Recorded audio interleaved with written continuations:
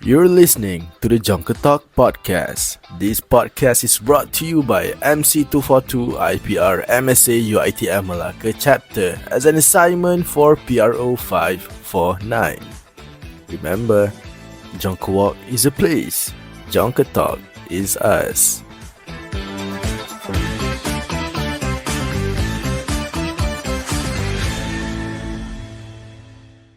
Hi, Assalamualaikum. Welcome to Jonker Talk, your platform for insightful discussions on pressing global issues.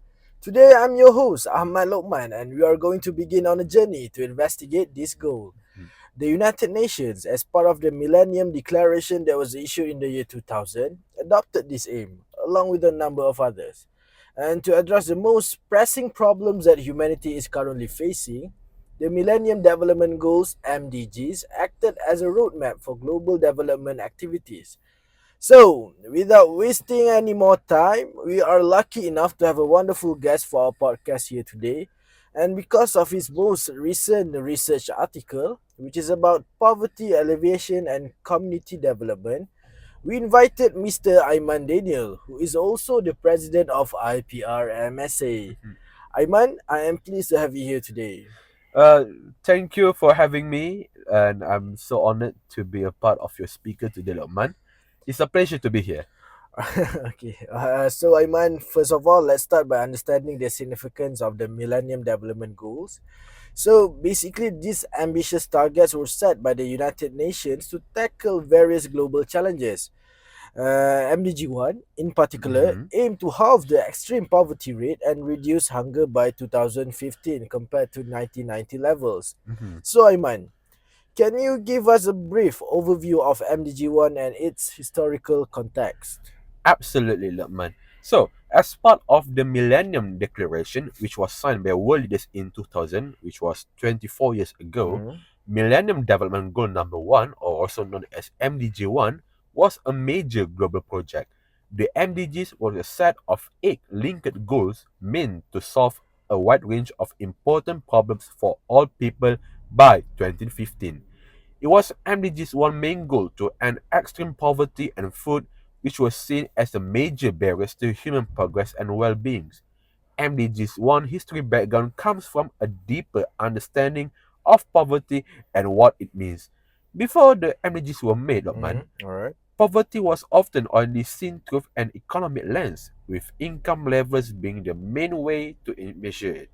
But MDG1 broadened this view by pointing out that poverty is more than just not having enough money.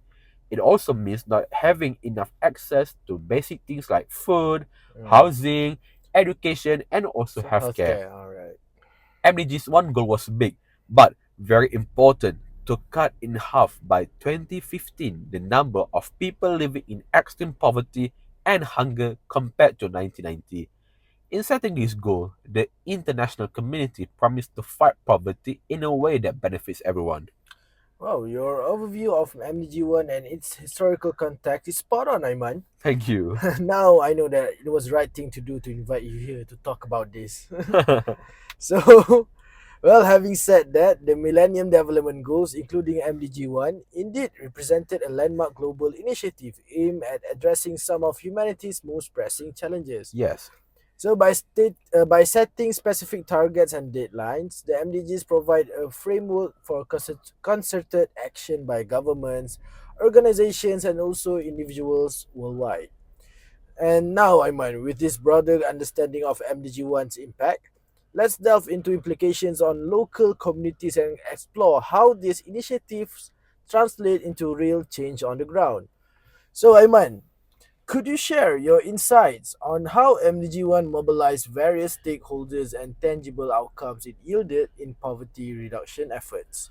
Well, Lokman, and also to our listeners today, MDG1 recognized that poverty is not confined to specific regions or countries, but is a global challenge that requires coordinated action at local, national, and international levels.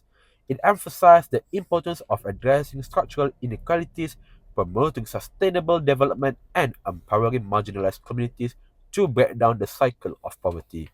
Throughout its implementation, MDG1 mobilized governments, international organizations, civil society, and Hmm. the private sector to invest in poverty reduction strategies such as social safety nets, education and healthcare programs, agricultural development, and also infrastructure improvement. Despite facing various challenges and criticism, Lokman, Mm. including issues of measurement and accountability, MDG1 spurred significant progress in poverty reduction efforts worldwide. By the target year 2015, the global community had made remarkable strides in lifting millions out of extreme poverty and improving access to food and essential services. Oh, Eman, that is really insightful. Mhm. So let's move on to the next segment, which will be focusing more specific on this issue, and what we're going to talk about today is basically about our tanah air kita, Mhm. and which is the situation in Malaysia, particularly Kuala Lumpur. Our beloved Malaysia. Yeah. So despite Malaysia's economic growth, urban poverty remains a surprising issue, Ayman. Yes. According to the World Bank, poverty persists due to high rent, making adequate housing unaffordable, along with the challenges in affording basic necessities and limited access to essential services and public transportation. So, how do these factors affect the lives of those in poverty, particularly concerning education and health? Well, that's a very good question, Lokman, and you have brought out a critical issue that deserves a lot of attention and spotlight.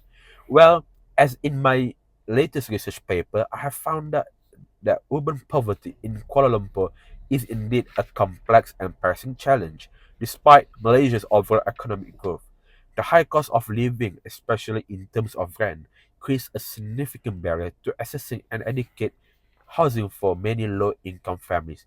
This, coupled along with the challenge of affording basic necessities and limited access to essential services and public transportation, further exacerbates the plight of those living in poverty. These factors have profound implications for education and health outcomes among the urban poor. Children from impoverished families often face barriers to accessing quality education, such as lack of resources for school fees, uniforms, and transportation. As a result, they may be forced to drop out of school or receive substandard education, perpetuating the cycle of poverty. Similarly, limited access to healthcare services poses a serious health risk for urban poor communities.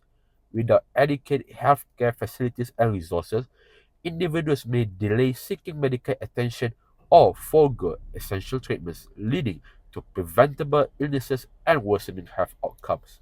Oh, yeah, Ayman, I have to say that I am very impressed with your insights about the challenges of urban poverty in Kuala Lumpur and the issues that you've highlighted, from the high cost of living to limited access to essential services, paint a vivid picture of the struggle faced by the low-income families in the urban areas.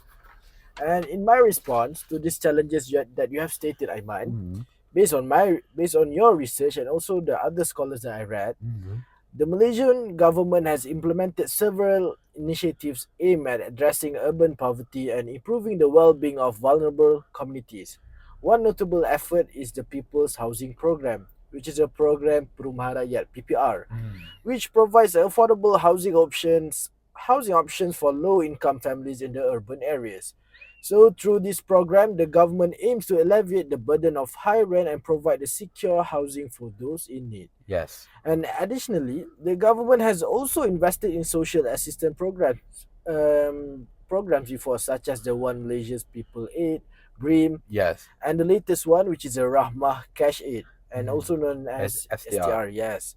And not to forget the Food Aid Program Bantuan Makanan. Mhm. And this help alleviate financial strain and ensure access to basic necessities for low-income households. And all of these initiatives provide direct financial assistance and food aid to eligible individuals and families, helping them to mitigate the impact of poverty on their daily lives. Mhm. And furthermore, non-governmental organizations (NGOs) also play a crucial role in complementing government efforts and addressing gaps in service provision. Organizations like the Malaysian Red Crescent Society, Mercy Malaysia, work tirelessly to provide humanitarian assistance, healthcare services, and also educational support to marginalized the communities, including those affected by the urban poverty in Kuala Lumpur. Yeah, this is why that we have to be grateful because other people in the other part of the world are not as fortunate as us Malaysian. Yeah, lucky us. Through collaborative efforts like you mentioned just now, Lokman, Mm. between the government, NGOs, and civil society, significant strides have been made in addressing urban poverty and improving the lives of those most vulnerable. However, challenges still persist, and ongoing commitment and innovation are needed to ensure that all Malaysians have access to opportunities for a better future. Oh, who doesn't want a better future, right, Aiman? Yeah, you're absolutely right. Everyone, regardless of their race, religions, deserve a chance at a better future. Yeah. So, how about saying about race? How about we discuss about the marginalization of indigenous communities, Mhm. or we call this another facet of poverty. Yes. As we all know, Aiman, indigenous communities in Malaysia, or what we call here is orang asli, Hmm. has have long been marginalized and facing issues such as land dispossession, limited access to education and healthcare, and also cultural erosion. And despite their rich cultural heritage and contributions to Malaysia's diversity, indigenous people continue to experience inequality and exclusion. So, Aiman, could you elaborate on the challenges faced by indigenous communities, such as limited access to education and healthcare, and also the erosion of their cultural heritage? Well, well, Lokman and other listeners today, the marginalization of indigenous communities in Malaysia is a deeply concerning issue that demands our attention and also action. Despite their rich cultural heritage and contributions to Malaysia's diversity, indigenous people continue to face significant challenges, including land dispossession, limiting access to education and healthcare, and also cultural erosion. One of the primary challenges faced by indigenous communities is the historical and ongoing issue of land dispossession. Many indigenous groups have been seen their traditional lands taken away or enriched upon by development projects, leaving them without access to vital resources for their livelihoods. This loss of land not only threatens their economic well being, but also undermines their cultural identity and connection to their ancestral Hmm. lands. Okay. So, limited access to education and healthcare further exacerbates the marginalization of indigenous communities. Remote and rural indigenous villages often lack adequate infrastructure and resources for quality education and healthcare services, leading to disparities in health outcomes and educational attainment. As a result, indigenous children are disproportionately affected by poverty and face barriers to achieving their full potential. Moreover, the erosion of indigenous cultural heritage poses a significant threat to the identity and well-being of indigenous communities. Rapid modernization and cultural assimilation have led to the loss of traditional practices, languages, and customs, further marginalizing indigenous people and undermining their sense of belonging. Well, addressing these challenges requires a comprehensive approach that recognizes and respects the rights of aspiration of indigenous communities. Initiatives aim at securing land rights, improving access to education and healthcare, and also promoting cultural preservation are essential steps towards empowering indigenous people and fostering inclusive development. So, Lukman, Hmm. I realize, yeah, you have did your research. So, how about I ask you, even though I'm just a guest, yeah, Okay, all right. may I ask what the government or NGOs are doing about this? Okay, so you asked the right person, Aiman. I sure did. Obviously, I did my research before this, and in my response to these issues, both the Malaysian government and non-governmental organization (NGOs) Mhm. have implemented various initiatives aimed at empowering indigenous communities and promoting their rights and well-being. The Malaysian government, through agencies like the Department of Orang Asli Development, Jabatan Kemajuan Orang Asli, JAKO Aiman, Yes. has implemented various initiatives aimed at promoting the well-being and rights of indigenous people. And Jakwa also plays a crucial role in advocating for the rights of Orang Asli communities, including their efforts to secure land rights, provide access to education and healthcare, and also promote socio-economic development in indigenous area. I see. And one significant initiative led by Jakwa is the provision of basic infrastructure services to the remote indigenous villages, such as schools, clinics, and also clean water supply. And these efforts aim to improve access to essential services and also address disparities in health and education outcomes among indigenous populations. And moreover, Aiman, Yeah. NGOs play a vital role in complementing government efforts and advocating for the rights of indigenous communities. Mm. Organizations like the Center for Orang Asli Concerns and also the Orang Asli Development Association of Malaysia Mm-hmm. work tirelessly to empower indigenous communities, raise awareness about their rights, and also provide support in areas such as legal assistance, capacity buildings, and also cultural preservation. As they should. And additionally, collaborative initiatives between government agencies, NGOs, and indigenous communities themselves have been instrumental in driving positive change. These include community-led conservation projects, cultural heritage preservation programs, and also initiatives aimed at promoting sustainable livelihoods and economic empowerment among indigenous groups.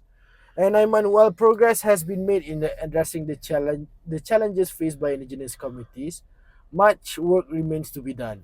Mm. And it is essential for stakeholders at all levels to continue working together in a spirit of partnership, respect, and collaboration to ensure that the right and well-being of indigenous people are upheld and protected. Mm-hmm. And through collective action and commitment, we can strive towards a more inclusive and equitable society where all Malaysians, regardless of ethnicity, can thrive. Absolutely, Lukman. I could not agree more with you. Well, Aiman, I believe we already reached the end of our podcast, Oh. and don't be so sad, Aiman. But thank you, Mr. Aiman, for sharing your expertise and your insight with us today. Thank you so much, Lukman, for having me on the show. So, as we draw our discussion to a close, let's reflect of the profound journey we have embarked upon today. So, our exploration of Millennium Development Goal 1, MDG 1, Mm-hmm. has revealed the stark realities of poverty and hunger, both globally and within the Malaysian context. And from the bustling streets of Kuala Lumpur to the remote villages of indigenous communities, we have witnessed that the intricate web of challenges that stand in the way of a world free from deprivation and want. Mm-hmm. And we have uncovered the surprising persistence of urban poverty in Kuala Lumpur, where high rent prices and limited access to essential services continue to cast a shadow over the lives of many. And the plight of low income families, the struggling to make ends meet amidst to the glittering Skyline. skyline, and remind us that economic growth alone is not that enough to lift people out of poverty. I mean, Mm-hmm. it requires a targeted intervention, social safety nets, and also a commitment to inclusive development that leaves no one behind. And moreover, our explanation of the marginalization faced by indigenous communities has shed light on the enduring legacy of historical injustice and system inequalities. Land disposition, limited access to education and healthcare, and cultural erosion threaten the very fabric of indigenous identity and resilience. Mm-hmm. Yet, amidst these challenges, there are glimmers of hope and initiatives led by the both government and NGOs, and they are working to empower marginalized communities and secure their rights and improve their quality life. Mm-hmm. So, as we close this chapter, let us remember that the fight against poverty and hunger is far from over.